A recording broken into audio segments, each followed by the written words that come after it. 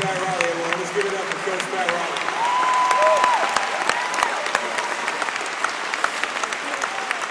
Wow. I tell you, all day long, ever since I saw what the lineup was and when I had to speak, I knew I had to speak after Coach Riley, and I was like, damn. It's a hard one to follow, but you know what? He is definitely one of the best coaches that I've ever played for. I've got a little bit of a funny story about just sitting back in the back watching him speak. And Eddie and Zoe can probably back me up, but a couple of times he repeated himself as he does. You know, that's his way of getting the point across, and he slaps his hand. And when we were in Miami, we used to sit up against the wall before practice. This is when we practice. We really practice. And when he'd come out, he'd have his Cortez Nikes on, walking back and forth, and tell us what we were going to do for the day. And it was work, work, work, work, work, work, work. And we worked. But I tell you what, it was hard work, but I learned a lot about myself. The things he instilled in me and the things that he taught me about me, I would have never found on my own, because sometimes we don't go out there and dig deep on our own. I was fortunate enough to play with Lonzo, Eddie. I was fortunate enough to play with several players that are out there, Rasheed Wallace in Portland. And I'm so thankful for each and every one of you who are out here tonight. So I'd like to give all the players that I played with and all the players I didn't play with that came before me a big round of applause for being here tonight.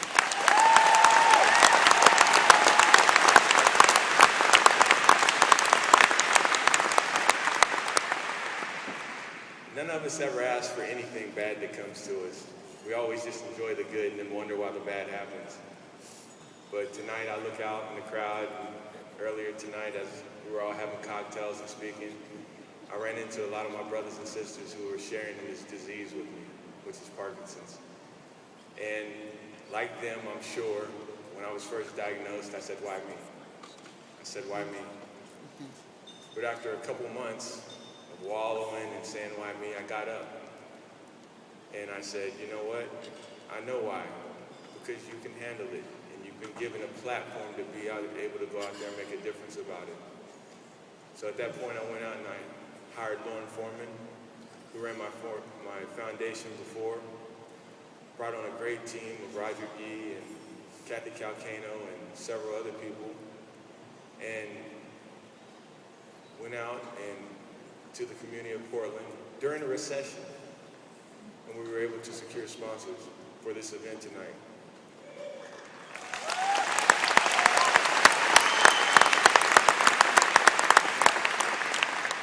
At this time, I'd like to thank some of those sponsors. First and foremost, I'd like to thank Spirit Mountain Casino, who stepped up immediately as our title sponsor of tonight's Gala. I'd like to also thank VTech Phones, who stepped up as a title sponsor of our golf tournament tomorrow, which I hope you'll also be impressed with. Larry Miller and the Portland Trailblazers. Let me tell you something. When they say family, they mean family. They mean family. From the time that I got back here and from the time I began my struggles, they were always there. They were always there to allow me to be part of the ambassadorship program. And when I came up with the idea of doing this event and went to them, they didn't hesitate. They were right there and said, the arena's yours. What else can we do? So I thank you for that, Larry. And I thank the Blazers organization for that.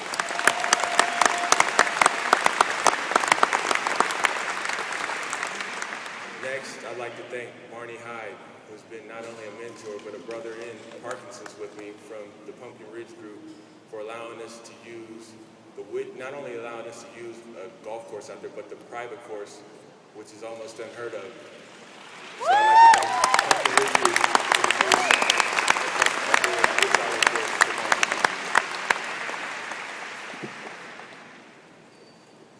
There's so many people I could thank tonight. I just want to thank all our sponsors, not only sponsors and businesses, but also families. There were certain families who made calls to individuals in their family to raise money, not only to buy one table, but two tables out here, So I just want to thank you for all your efforts and everything that you put forth on this event as well.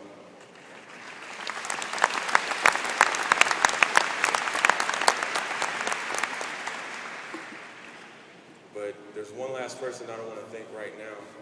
And after I was diagnosed, I want to tell one quick story.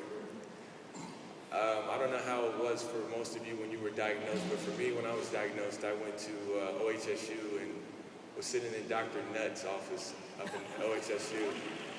And for the prior 2 weeks, I'd been working out because, let's face it, I wasn't as slim as I used to be, so I need to get out there, get on the bike, and start working.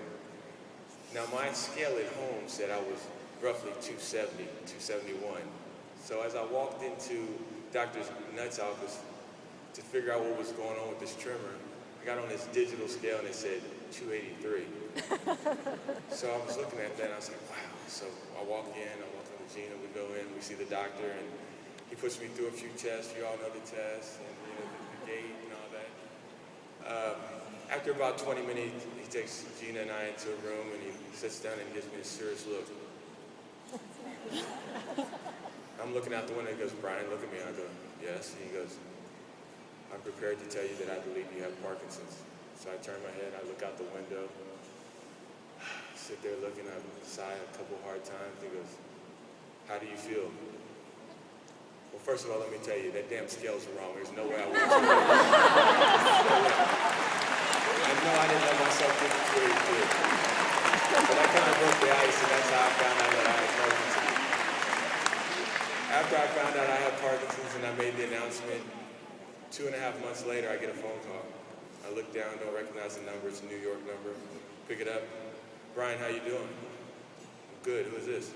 It's Michael J. Fox. Wow. How are you doing? I'm good, Brian. I'm good. And we just talked. We talked as two individuals, and he asked me what I planned on doing. I told him I didn't know.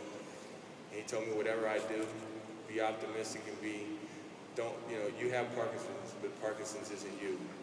Don't let Parkinson's rule your life, whether you decide to go public or not go public. And at that point,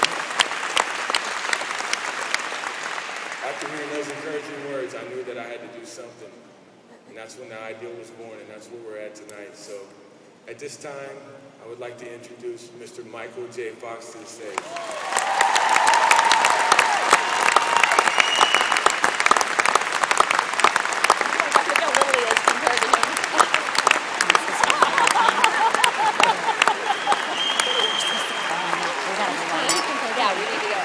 Already? Yeah, remember she said when he's not talking, I know. Well, what do I do if we're recording? So, this is great. We're looking forward to tomorrow. But it's a Parkinson's fundraiser and you have a putting contest? How sick is that? Who's the sick one? Remember that? They cross the putter. Are you going to stand here the whole time? I'm going to say nice things about you? Yeah, thanks for being here tonight. This is really what important can do it out.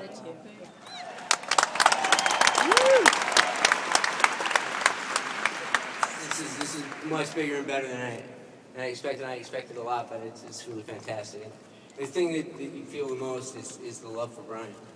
And I don't envy you that. I'm happy for you that you have that. I know that you've earned it. When I got a call from someone at our foundation, he said to me, you know who Brian Grant is? And I said, yeah, I'm a hockey rat from Canada, but I know who Brian Grant is. Because Brian Grant should be a hockey player. Plays like a hockey player. And then I was told that he had just been diagnosed with Parkinson's. And so, like Brian said, we got on the phone and just started talking, and what I found out very quickly was this was a smart guy and a compassionate guy, and a guy with tremendous pride and tremendous some people take things in and it all goes in, and some people can take it in and then turn it out. And he took it in, and very quickly in our conversation turned it out. It was, what can I do? What can I do? What can I do? And we talked about that I think one of the things I might have said to you was, you don't pray for a lighter load, you pray for broader shoulders. And you got the broadest shoulders I've ever seen.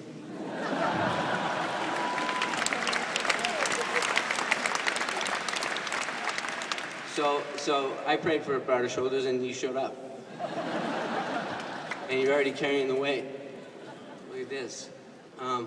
So we had a great conversation, and you know, it's not easy. I mean, I don't want to put thoughts into Brian's head or words into his mouth, but can you imagine you're an athlete, you're one of the finest athletes in the world, you compete on the highest level, your body is something that you've taken care of your whole life, it served you, you served it, it's took you places you never thought you could go, it's your whole world is about that physical experience, and then it turns on you, and you lose that, or you at least, well, you don't lose it right away. That's the other thing about Parkinson's. It's not like you step off a curb and get hit by a bus. It's like you get put in the middle of the road with cement shoes and you can hear the bus coming.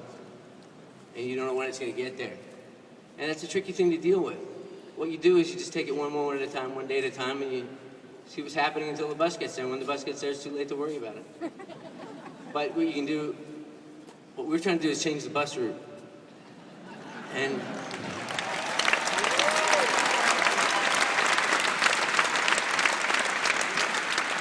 so very quickly in that first conversation, Brian was asking me about what we do as a foundation. And in subsequent conversations, we really got down to details about how he could help out and come on board. And it's really, you know, what we do as a foundation is we try to we fund medical research. We fund research into Parkinson's. There are great organizations that do patient services and outreach and those kind of things. We narrowed our focus to just research. Because there's no Department of Cures in this country. There's no Secretary of Cures. I mean, it's up to us. If we can't sit around and wait for these things to fall out of the sky. We have to climb up a ladder and get them. And again, I'm halfway up the ladder already. So one of the things I just want to say really quickly, we've been able to, in our 10 years, put about $200 million thanks to the generosity of supporters into research for Parkinson's. And one of the very important studies we're funding right now, or just the project we're about to launch, is a project to find a biomarker for Parkinson's, a way to diagnose it before symptoms exist. And OHSU is a big part of that. And so you should know that by supporting us, you're supporting the great scientific researchers in this community, and we're really grateful for their involvement. So I don't know how to close this. I'm really grateful to Brian for opening up all the love that you feel for him to us as a broader community, and we really appreciate it. We appreciate the NBA. We appreciate Portland. We appreciate all the sponsors. We hope that you leave tonight not saying, "Oh, those poor guys," but just like, "Yeah, I'm in it with them, and we'll get it done."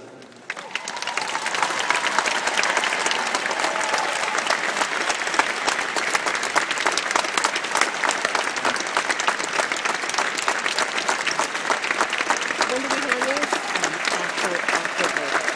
After what? After the auction's done, when they finish the auction, silent auction. The table? I mean, just hand it out the Thank table. you.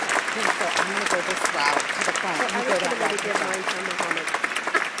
I think there's one of the first, just before I say, there's one other person we wanted to welcome. We both wanted to, you've all heard that Muhammad is here, but we wanted to. We definitely, you know, I left Muhammad and his family, Lonnie, in Maryland out on purpose because we just truly wanted to recognize, first of all, the greatness of his life and also the fight that he's done for Parkinson's. So if we could all right now give him just one big round of applause for everything that he's done. Greatest of all time, folks.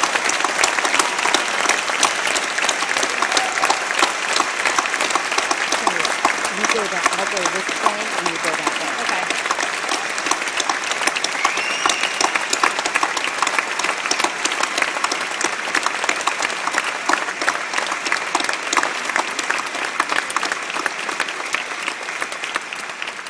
Now with that, I guess Get your wallets out. Get your checkbooks out. so we're gonna go to the auction. Let's make some money. So, ladies and now? gentlemen, we'd like to welcome Mr. Steve Dorsey to the stage. Work it.